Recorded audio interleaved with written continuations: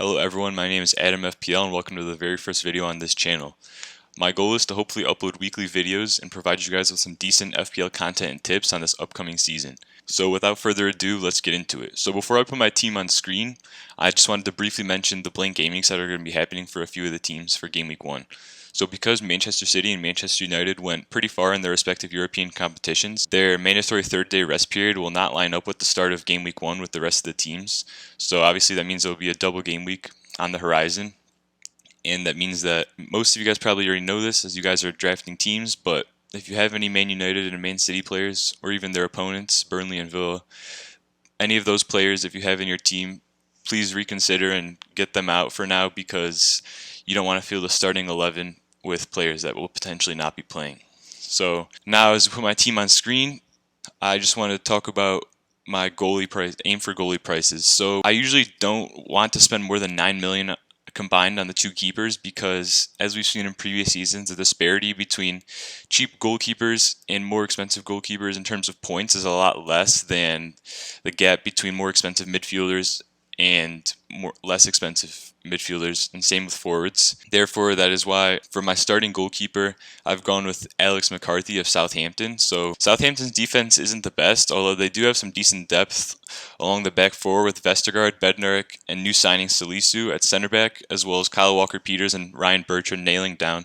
the outside back roles. They do concede a lot of shots, Southampton's defense, so there is potential for save points, but at the same time, there is clean sheet potential because of the defense that on their day can make a few stops. I did consider Matt Ryan here of Brighton at the same price of 4.5, but I saw the Brighton fixtures and Brighton have some tough fixtures to start, and who am I kidding? I mean, you can never really count on Brighton for a clean sheet, right? So that was my thought with McCarthy. Onto Nyland. He is a young keeper who is basically going to be on my bench most weeks, but at 4 million he has good value because he has the potential of playing with unknown injury news with Tom Heaton and with Pepe Reina being subject to multiple transfer rumors. There is potential that Nyland will be playing a few games, and if the fixtures for McCarthy turn out to be bad, then I can interchange and play Nyland so I don't have to burn many transfers on goalies for the season. So now onto my defense.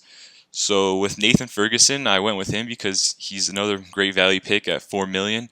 Crystal Palace got him on a free from West Brom, and although he didn't play at West Brom, Roy Hodgson has said good things about him, and with their right back woes, with Joel Ward not playing the best lately, I think Ferguson can get some starting games at right back, and Crystal Palace are known to be a pretty defensive team, so if there is a starting right back for Palace at 4 million, then I would definitely have him in my team. With Luke Dallas, he is from a promoted team, and there's always risk of going with players from promoted teams. But I've gone with him because he is positionally versatile. He's listed as a defender in FPL, but last year he played at left back, at right back, and at all over the center mid area.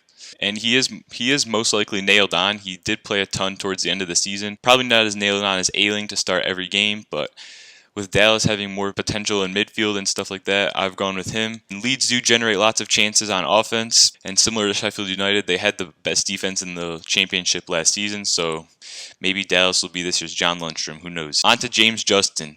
So he is another good value pick at 4.5 million. With Ricardo Pereira being sidelined by injury until October 1st, there is an opening for him to be starting at right back. And with Leicester fullbacks like to push up forward with the likes of Chilwell. And we did see that with all their creativity like Madison, Chilwell, who are feeding passes to their goal scorers like Jamie Vardy, there is potential for offensive returns there with Justin and with the chances they create. Also, Leicester do play pretty tight defensively and have a great keeper in Kasper Schmeichel, so there are some potential clean sheet returns as well. Now on to Trent Alexander-Arnold. So he's basically a lock for everyone's team, including mine, with 210 points last year, 15 assists, and 4 goals from a defender that's basically insane. Wouldn't be getting nearly the same amount of points, for example, with a 7.5 million midfielder, so he's basically a lock. Although Liverpool's defense did look a little more complacent during the restart, probably because they knew they were winning the title, but Trent still has enormous attacking potential, and there is still plenty of clean sheets to be had for Liverpool next season.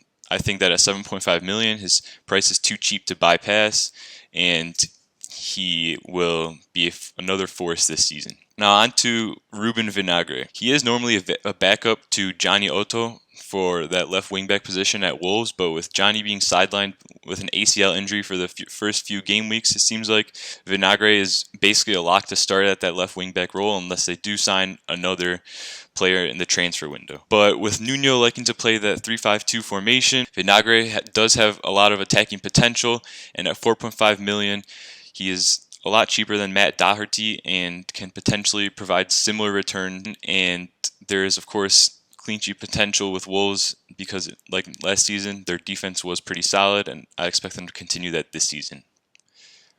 On to the midfielders. So my first midfielder I've chosen is Pierre-Emerick Aubameyang.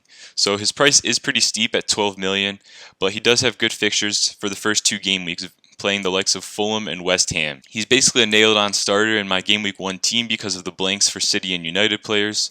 So his price does allow me to easily switch to Kevin De Bruyne, Sterling, or Bruno once Arsenal have tougher fixtures starting in Game Week 3, where they verse Liverpool, Sheffield United, Manchester City. So with his price, I can make the easy switch with one transfer without burning another transfer. He still provides good value as a midfielder who possibly will play up top under Arteta because of their new signing Willian coming in on one wing and possibly Pepe, who will probably start on the other, and with Saka and so on on the other wings. There is a hole up top, especially with Lacazette being subject to transfer rumors. So there is definitely good value there, especially with him getting more points for his goals being as a midfielder and him scoring 22 goals last season. If he can get anywhere close to that this season, he would definitely be a good pick throughout the season. Now on to Ziyech, one of Lampard's new toys for next season. The Ajax transfer looks like a good pick. He has great value at 8 million, and if he can be consistent at the top of his game, his creativity is off the charts with his left foot, putting in curved crosses for Tammy or Giroud or Werner to finish. He may even be on set pieces and on corners because of his creativity, so we'll look to get plenty of assists and chip in some goals, especially with Chelsea's new revamped offense. Expect many goals to come for Chelsea this season. My next pick is James Maddison. So James Maddison was sort of a placeholder at first. I did have a lot of leftover money with this team and I needed another player. But I do like him though because of good Leicester fixtures at the beginning. So they versed West Brom, then Burnley, and then they versed City, but then they versed West Ham and Aston Villa. So Leicester do have decent fixtures to start, and he is basically their main attacking midfielder. He started off strong last season with 2 assists in the first 3 game weeks, and now is coming back from injury, and hopefully he will be motivated to a similar start. Like I said with James Justin, Leicester like to push forward, and Maddison is their most creative midfielder who is making passes into the feet of Vardy and Barnes. There's good assist potential there, and even some goals. Now onto the Egyptian king, Mo Salah. So I do prefer him to Mane as he is basically an FPL god. He will be in a ton of people's FPL teams, and for good reason. He has very high goal scoring potential in a lethal Liverpool front 3. He's always a good captaincy shout when you're unsure of who to captain. He's good to keep for most of the season because like last season I know I transferred him out and he came back to bite me more than once. So he's will be in my team probably for Game Week 1. Now into the more controversial pick you guys probably see on screen. So I did mention in the beginning of the video that you probably shouldn't have any Man United or Man City players in your team because they will not be playing, but I picked Greenwood to bench him for the first game week and to play him in the next few because I don't really feel like burning my wild card right away, especially with the transfer window being open till October, so various things can still happen. So I would rather save my wild card for later. So basically, he will be good onwards from Game Week 1, and it'll save some stress. Onto his price, he has great value at 7.5 million. He did move to midfielder from forward in FPL this year, but it's still great value and a cheap way into the Manchester United attack. He was on fire since the restart and has surely nailed down the starting right wing spot ahead of Dan James. Unless, of course, they sign Sancho. He does score goals and has shown that he's a great finisher with both feet. So Manchester United do look dangerous in attack again, so I do expect a bunch of goals from them as well. And they do have a sea of green fixtures on the horizon for the first 10 or so game weeks. On to the forward options. So my first one is the cheap option. I went with 4.5 million Keenan Davis of Aston Villa. Unless they do sign someone else, he has probably a good chance of playing some games up top for Villa. He was probably the best 4.5 striker option, unless Brewster does sign some kind of loan to another Premier League team. But Davis does get some games, and I opted to go cheap with a third striker so I could have more money to spend on the abundance of other midfield and other forward options. Now on to the Serbian god, Alexander Mitrovic.